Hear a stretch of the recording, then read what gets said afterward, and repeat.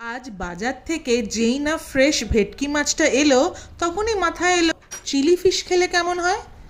যেমনি ভাবনা তেমনি কাজ। চলো তাহলে তোমাদের সাথে শেয়ার করি কি করে বানালাম।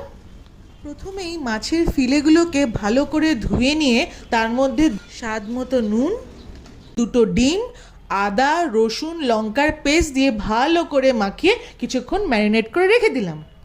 তারপর একটা চপিং বোর্ডে একটি ক্যাপসিকাম, গাজর, দুটো পেঁয়াজ, রসুন এবং কাঁচা লঙ্কা ভালো করে কুচিয়ে নিলাম।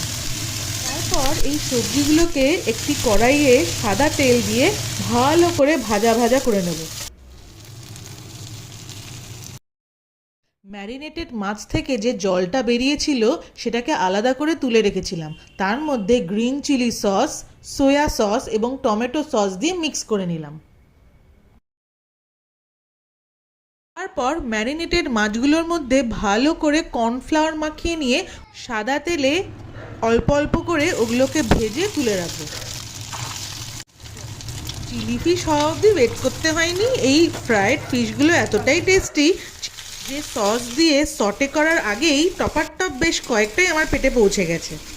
যাই হোক, সটে করার পর চেহারাটা খানিক এরম দাঁড়িয়েছে, আপনারাও ট্রাই করে দেখুন।